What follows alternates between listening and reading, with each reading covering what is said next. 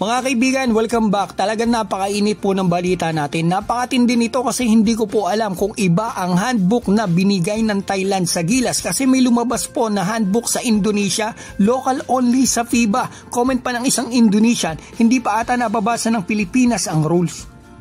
Diba mga kaibigan, nung isang araw may mga news na nagkaroon ng meeting sa SEA Games at lumabas na rin yung rules na eto nga, passport rule daw ang SEA Games. Sinabi rin po ito ni Coach Norman Black at tinanong ko rin po sa source natin sa SBP, which is sinabi sa akin, may handbook na daw po tayo at buo na din yung final 12 natin dito sa SEA Games. So kinabukasan, after po lumabas ng passport rule dito sa atin, ay may lumabas naman sa sikat na sports outlet doon sa Indonesia, ang Halo Basket. Ito po yung post nila sa Instagram, hindi 100% accurate yung translation dito sa Instagram. So tiningnan ko sa Google.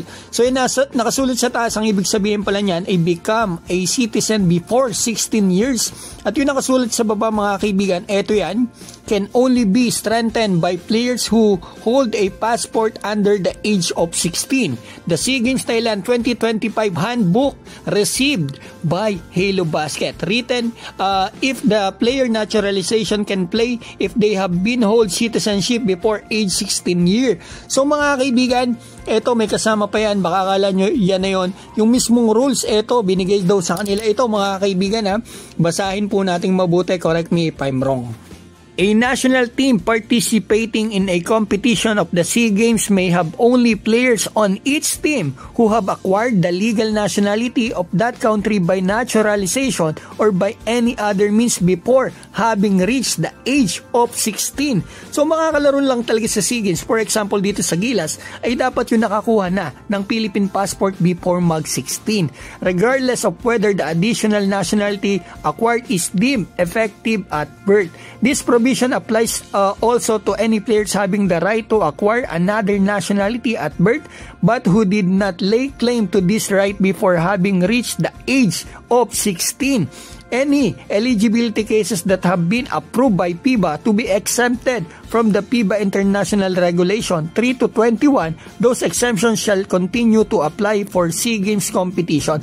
For example, kagaya na lang nito nila Chris Nusa, eligibility nila naging residency pala, kaya sila naging local, pwede sila. So yung iba, sila Justin Brownlee at yung 7 dito sa ating Final 12 ay hindi maaari base dito sa handbook na natanggap po ng Indonesia. May nag-comment pa rito mga kaibigan na about sa Pilipinas. Madami mga kaibigan. Etong isa, ang sabi sa translation sa English ay Philippines hasn't read the rules yet mga kaibigan. At ano kaya ang kababalaghang bumabalot dito sa SEA Games ng Gilas dito sa Thailand na sila yung host. Sabi nila SEA Games no sa video na nilabas ng official page na SEA Games. Tapos nagkaroon ng meeting. Ang sabi sa Pilipinas may handbook na, passport rule. Tapos eto kinabukasan lumabas sa Indonesia. Ang sa handbook, kita nyo naman, nabasa nyo rin naman, talagang local only lang mga kaibigan. Mahirap to mga kaibigan ha, kasi isipin nyo, nag-e-ensayo na yung kalaban. Tayo, baka mamaya, sa huli, ilang araw na. Hindi pa nakapag-ensayo na. Yung pala, 7 ang hindi pwede.